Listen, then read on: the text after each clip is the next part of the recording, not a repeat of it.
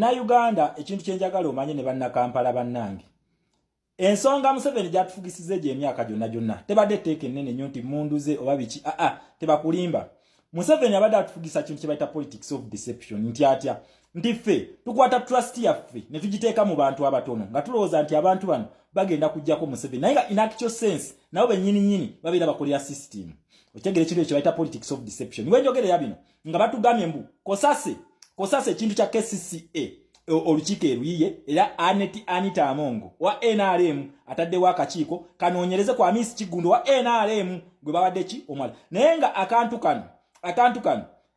Kosase Medali Lubega Segona kyaliwa Elias Lukwago yatuula ku Kosase munne wa Mpuuga era yomu kubagano okukola ki okusayininga nga Mpuuga akoze ki abye bitano. Njagala munna Uganda njagala munyige ekintu kino kubanga ekintu kino according ku videos ezitambula wano munnange zindaga nti ba revolutionaries abamu oba comrades abamu kuno they learn nothing tebalina kye bayiga bo eva babeera balekanya mu events eziba zituuseewo nenga event ye yeyitawo nga talina kyayize. Njagala ojjukire mu kintu kya Mpuuga wano tumala mukwata mu bubbi bwa ssente. Mpuuga yagenda mu kooti neyewawaabira wamala okwewawaabira mu kooti nyenyini neyewozesa mu kooti weyamala okwewozesa mu kooti ate n'agwesalira mu kooti weyamala okwesalira mu kooti n'aguza mu parliament ne bakugamba mbu parliament esobola kusalawo ku kitunga kooti yakoze eki yakisazeewo dda wabula ate wetwajja waneno mu kuyisa amendment bill ez'abasibe okujja okusibira abantu baffe mu kooti masho ate parliament munange yabikubaganyako ebirowoozo ndowoozo kiraba ekintu ekyo that is called politics of deception. Kakati z'ensonga eziriwo eza Zahara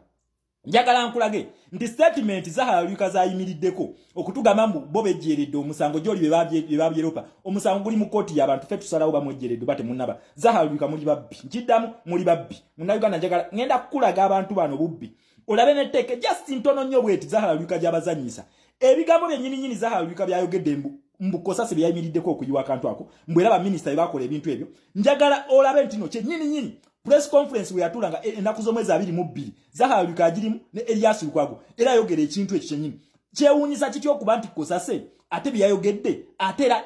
ne Zahara Lwika ate era naye bye baaliko ne Elias Lukwago enaku z'omwezi 22 tugende mpola nakugambye bino n'abekitezi namwe ngenda bawa justice kubanga namwe fayiro yammwe nina wenjituuse. Zahara Lwika babba ssente zammwe ne bakansalaazi njagala twetegeeze video eno oba tolina budde bugimalayo gireke muna Kampala njagala tufune kino kituwe ekyokuyiga mulawo bubbi wa Elias Lukwago ne Zahara Lwika ne bakansalazi betwasindika okukuuma ne tubagamba mu kuba enduulu okitegera baddeyo badda mu kusala ddiiro. Njagala owuliriza tugenda kusooka na press conference eyaliwo wakati wa Zahara Lwika ne Elias Lukwago naye nga Elias Lukwago yakamala okutuwa listi ey'abakansalazi abakola ki abagabira Miss Kigundo omwalo ogwo nkugambye Elias Lukwago yayagala okulabisa ekibiina kyaffe yamaliriza yeekubidde akabazzi kugulu nga exposes enkwezenge zaabwe zonna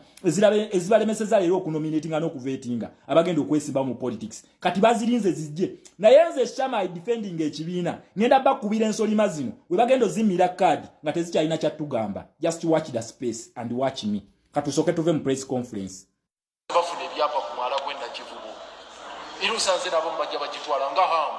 Miss Kigundo ennaku ez'omwala byetukuluma naye ng'atutta omwala gwenda Kivubo abo tugenda kufaafaagana nabo tulwana kukikola ate ba Miss Kigundo bagibba bafunawo byapa oluleze entalo ze tulimu era baminisita baba nekiwengi bali wano bino kakati byaffe tubyogere wano baminisita mbateeke mu kamera minisita omukulu wuuno n'omumyuka we wuuli lwaki bakkiriza bahamu okubba emyala gyaffe nga tufuna ssente ngeza kolansi zino ezaali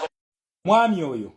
wayogerera ebigambo ebyo yali yakamala okutulaga listi y'abakansalazi aba national yali akitandikidde ku sekretary general waffe ne tumuwa n'avaayo yali yakamala okutuwa listi y'abakansalazi abalidde ssente zaki ez'omwala omwami wayogerera ebyo ne bayita press conference enkeera ne Zahara Lwika mulaba akoze eki atuddewo ebigambo ebyo Elias Lukwago yabigamba ki bannamawulire then we bamaze nga babuzaabuza akaliro nga kabayitiridde Kosase yakoze eki yabayise. Njagala mulaba Elias Lukwago ebigambo ebyo byakasuka nga akiddiza ba ministolo akijja ku Zahara Lwika ne bakansalazi banne olwo akikasukira ani akikasukira ba ministers. Kakati njagala owulira ebigambo bye bimu Zahara Lwika ng'abyogera nga bavudde mu ki nga bavudde mu Kosase tujje mpola bano nagambe bano babbi tujja bakwata. The more you speak the more we get to the truth.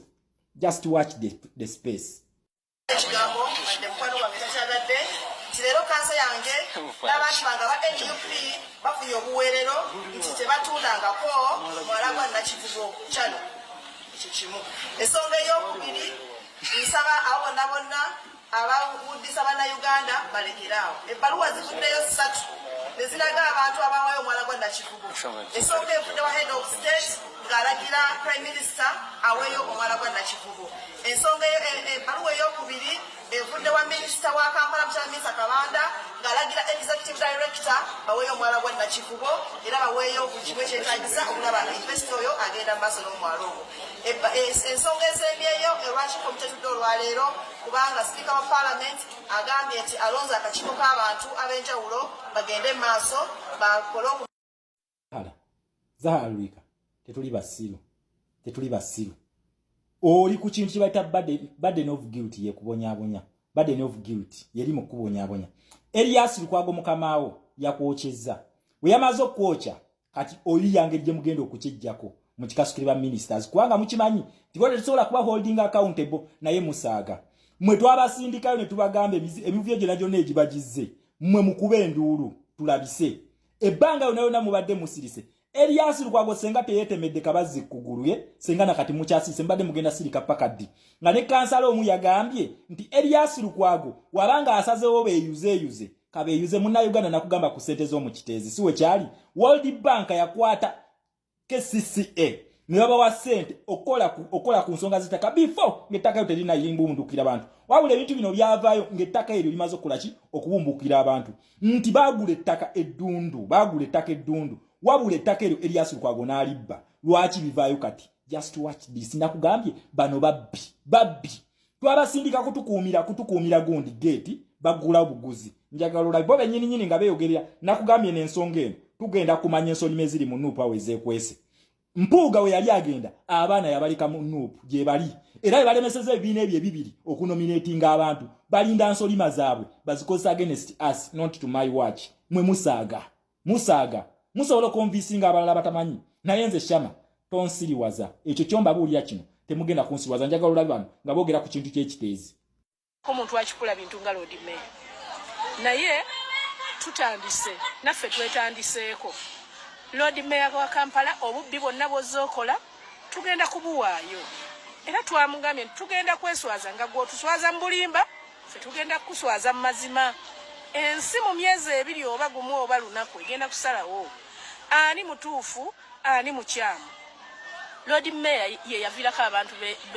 be Lusanja ab'ekiteezi okufa. Lord Mayor yabba ettaka lya Kasasiro n'alitunda n'aliguza abantu. Twatuuse okutransferinga abantu tubajje ekiteezi oba tutransferinge Kasasiro tumutwale gye twagula ow'okumuteeka